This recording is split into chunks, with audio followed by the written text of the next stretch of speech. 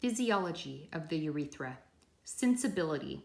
Under normal conditions, the sensibility of the anterior urethra is slight, although it is exquisitely sensitive when inflamed. The prostatic urethra may be excessively sensitive, while the membranous portion of the canal is always somewhat sensitive. Indeed, the first passage of an instrument through this part of the urethra of a nervous individual is attended not only by pain, but also by a decided shock. He becomes pale and nauseated, may even faint, if not already in a recumbent position, while the recorded deaths ensuing upon this simple maneuver, though few, attest its severity. Footnote, they are doubtless due to status lymphaticus. This acute sensibility becomes rapidly deadened unless the canal is inflamed, so that after a few repetitions the operation is attended by no shock and but little, if any, pain. This urethral shock is an element in some cases of so-called urinary fever. It is rarely the sole cause of death, but often contributory by its reflex action upon diseased kidneys and tinging the frankly septic cases with the neurotic element not otherwise to be explained.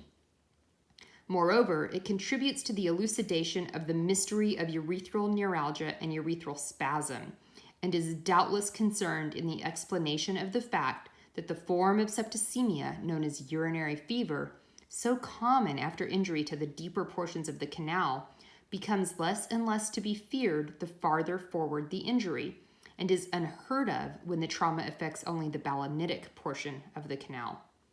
Mobility. The muscles of the penis and urethra are thrown into action only during urination or erection and emission, and their functions are therefore most fitly described under these titles.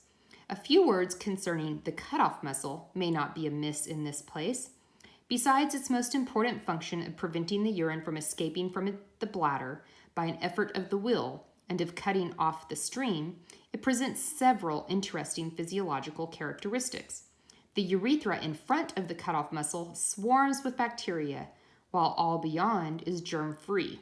This is so not because the muscle presents an impassable barrier, for it does not. When violently contracted, it doubtless does form an insurmountable barrier to bacterial invasion, but its periods of contraction, like those of the external sphincter ani, to which it bears a close resemblance, are comparatively infrequent and of short duration. Its normal tone, however, is sufficient to make the channel a narrow and difficult one, readily cleansed of any chance invader by the periodical outflow of urine. It is suggestive, moreover, that the cutoff muscle surrounds the most sensitive part of the urethra.